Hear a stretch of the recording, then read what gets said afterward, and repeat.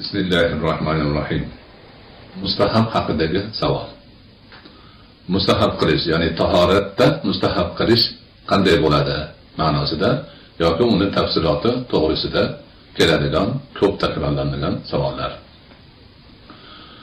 Albatta hammamiz yaxshi bilamiz, tahorat bizning shariatimizda eng muhim ibodatlardan hisoblanadi. Namoz tahoratsiz bo'lmaydi. Shuning uchun bu ibodatni mavqei katta, tutgan o'rni muhim.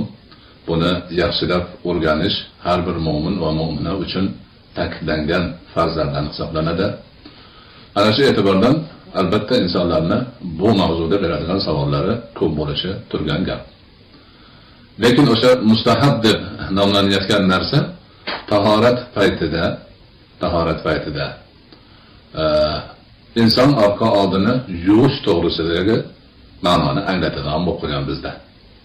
Bu ham lug'at jihatidan, ham shar'iy istiloh jihatidan noto'g'ri nomlanib qolgan narsalardan biri hisoblanadi. Lug'at jihatidan mustahab degani mahbub narsa, yaxshi ko'rilgan narsa degani. Qilsa yaxshi, qilmasa hech qisi yo'q. Shar'iy jihatdan ham mustahab amal degani qilsa yaxshi, qilmasa hech narsasi yo'q amalni mustahab deyiladi. Bu faqatgina tahoratda ishlatilmaydi. Mustahab amallar har bir sohada, har bir ibodatda, har bir amalda bor. Farz emas, vojib emas, sunnat emas, balki ularning darajasidan pastroq darajadagi narsa. Shuni niyat bilan qilgan odam savob oladi. Qilmay qo'ysa hech qanaqa gunohi, tanglik, nuqson degan gap yo'q. Endi bizda insonlar aynan shu tahorat qilishni o'rganish paytida tartibsiz o'rganilgani oqibatida, yaxshi va tartibli tushuntirilmagani oqibatida yuqorida aytilgan bu amaliyot to'g'risidagi tushuncha noto'g'ri bo'lib qolgan. Noto'g'ri bo'lishi nomlanishini o'zi noto'g'ri. Buni, ya'niki insonning tozalanishini shar'iy istilohda istinjo deyiladi. Tozalanish, oldi orqasidan demak najas narsalarni ketkazish ma'nosi. Ana u amaliyot shariatda ochiq oydin ko'rsatilgan. Inson qazoi hojat qilganidan keyin o'zini oldidan chiqqan demak najosatlardan badanini poklashi kerak. Bu poklash avvallarda tosh, kesak va shunga o'xshagan narsalar bilan bo'lgan. İnsanlarga va hayvonot olamiga ham va gohida jinlarga ham manfaat beradigan narsalar bilan istinjo qilinish, poklanish man qilingan. Misol uchun Rasululloh akram alayhisolatu vassalomning hadislarida bor, suyak va tezaklar bilan istinjo qilib bo'lmaydi. Chunki bu jin birodarlaringizni ulovlari, hayvonlarini ovqatidir degan kelgan ma'no. Ana insonlar demak istinjoni o'sha har vaqtni o'zida, misol uchun qalimda tosh, to'proq, kesak bilan tozalanadigan bo'lsa, hozirda taraqqiy etgan jamiyatlarda maxsus shu amaliyotni bajarish uchun qog'ozlar chiqqan. Ana o'sha qog'ozlar bilan poklanishga ko'pchilik odatlangan. Buni ham bir vaqtlar tushunmovchilik oqibatida qog'oz bilan istinjo qilib bo'lmas ekan, gunoh ekan, qog'oz degani falon degani ekan, piston degani ekan degan gaplar tarqalgan. Hozirgacha ba'zi bir kishilarning ongida mana shu narsalar boqiy qolgan. Bu ishni qilishni o'zlariga ep ko'rmaydiganlar ko'p. Lekin maxsus shu niyat bilan mana shu xizmat uchun chiqarilgan qog'ozlar bilan istinjo qilinsa, poklansa hech qisi yo'q. Buni hamma biladi. O'sha qadimda ham Rasululloh akram alayhisolatu vasallamning davrlarida ham odamlar tosh, kesak bilan istinjo qilib yurgan paytlarida Rasululloh akram alayhisolatu vasallam Madina-i Munavvaradagi bir qavmdan so'raganlar: "Sizlarni nima ortiqchalaringiz borki, farishtalar maqtayapti sizlarni?" degan so'rovlari bo'lgan. Shundan haligi qavm avvalo o'zlarining boshqalardan ortiqchaliklari yo'qligini aytib turib, keyin boshqalardan ortiqcha qiladigan ishlari bo'lsa, shu demak hojatdan keyin poklanishda tosh yo kesak ishlatishdan ziyoda suv ham ishlanib, suv bilan ham poklanayotganlarini aytganlar. Ha, ana o'sha ekanda deganlar Rasul akram alayhisolatu vassalom. O'shandan keyin ko'pchilik o'ta ozodalikka rioya qilish maqsadida avval qattiq, ya'niki suyuq bo'lmagan narsalar bilan poklangandan keyin so'ngra suv bilan ham poklanishni odat tusiga keltirgan va bu amal mustahab deb aytilgan. Ya'niki mustahab amallar doirasiga kiritilgan. Qilsa yaxshi, qilmasa tanglik yo'q, hech qanaqa gunoh bo'lmaydi, kamchilikka, nuqsonga yo'l qo'ymagan bo'ladi. Biz jamiyatda mana shu narsa sekin-sekin demak mustahab degan tushunchaga aylanib qoladi. Mustahab qilaman desa birov, demak bu odam qazoyi hojatdan keyin tozalanganda suv ishlatar ekan degan tushuncha keladigan bo'lgan.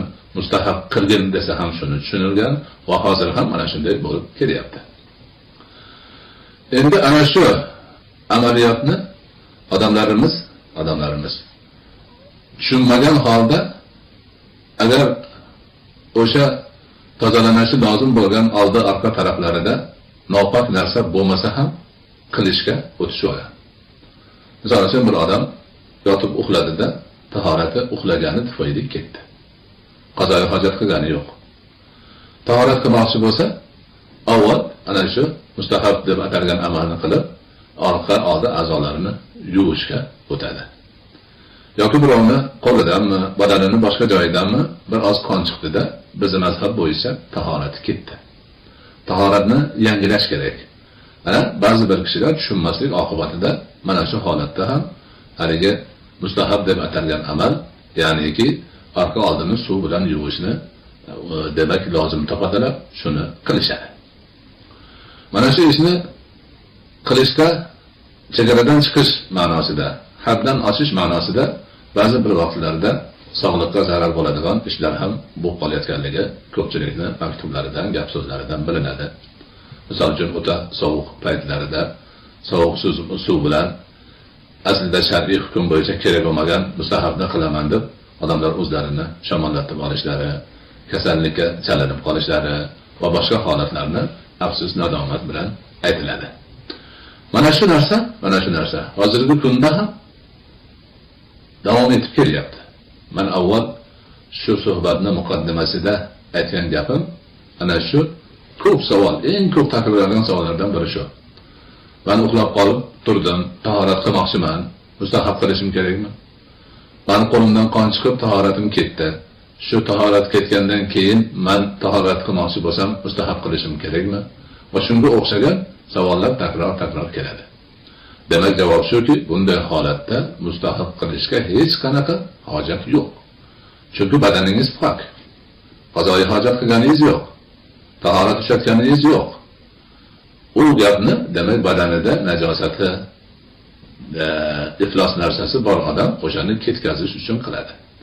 Yoki qog'oz bilan, tosh, kesak bilan ketkazgandan keyin yana ham poklanishni ziyoda qilish uchun qiladigan amal hisoblanadi. Mana shu narsani yaxshi tushunib olish kerak.